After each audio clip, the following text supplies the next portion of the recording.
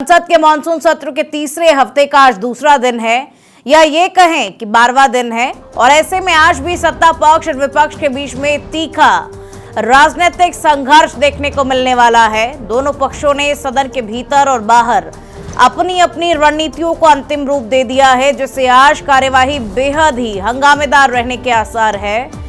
विपक्ष सरकार को घेरने के लिए पूरी तरीके से एकजुट नजर आ रहा है और इसी क्रम में सुबह 10:30 बजे संसद के मकर द्वार पर दोनों सदनों के विपक्षी सांसद एक बड़ा विरोध प्रदर्शन करने जा रहे हैं।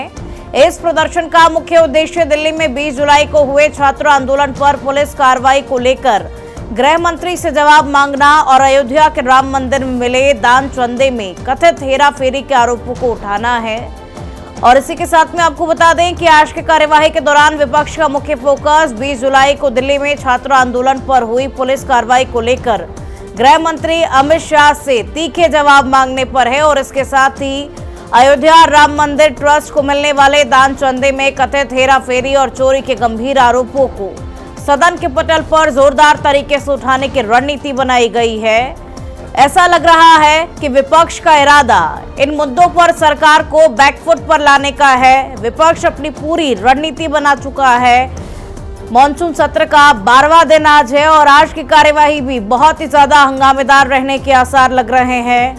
ज्यादा जानकारी संवाददाता शाहिद से ले लेते हैं। शाहिद, आज दोनों पक्षों ने अपनी अपनी रणनीतियां बना ली है, प्रदर्शन भी होने वाला है, क्या कुछ ज्यादा जानकारी?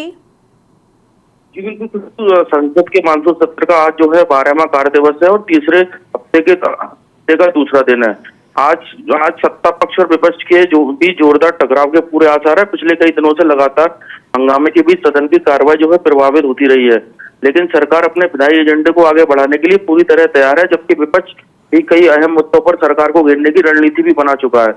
आज की शुरुआत जो है संसद परिसर में विपक्ष के प्रदर्शन से होगी। सुबह करीब 10:30 बजे मकर द्वार पर इंडिया गठबंधन के सांसद विरोध प्रदर्शन करेंगे। विपक्ष का आरोप जो है कि 20 जुलाई को दिल्ली में छात्र आंदोलन के दौरान पुलिस ने जो लाठीचार्ज और बल प्रयोग किया, इसलिए वह इस पूरे मामले में गृह मंत्री अमित शाह से जवाब मांगने के साथ साथ सदन में विस्तृत चर्चा की मांग करेगा।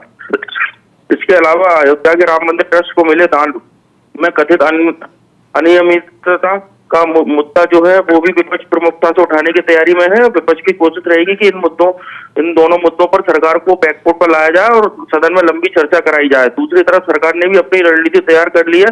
सरकार का स्पष्ट संदेश है कि विपक्ष चाहे जितना हंगामा करे, लेकिन संसद का कामकाज नहीं रुकेगा। सरकार की पहली प्राथमिकता लंबित विधेयकों को पारित कराना और जरूरी वित्तीय कामकाज को पूरा करना है। संसदीय कार्य मंत्री किरण रिजिजू लगातार सभी दलों से सहयोग की अपील भी कर रहे हैं ताकि सदन की कार्रवाई सुचारू रूप से चल सके।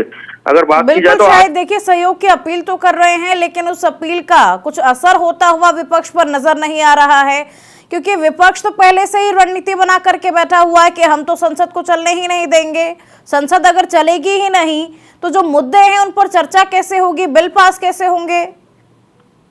जी बिल्कुल खुशबू, विपक्ष जो है लगातार केंद्र सरकार को घेरने की कोशिश में है और सरकार को बैकफुट पर लाने की जो है उसकी कवायद है वो लगातार चल रही है। जो कि आज जो 10:30 बजे जो है मकर द्वार के बाहर जो इंडिया गठबंधन के सांसद विरोध प्रदर्शन करेंगे और वो भी लगातार विरोध प्रदर्शन करते आए। पहले दिन से ही देखने को मिला है कि सदन की जो कार्रवाई शुरू होती है उसके बाद जो है हंगामा होने लगता है। उसके बाद सदन की कार्रवाई जो है स्थगित करनी पड़ती है।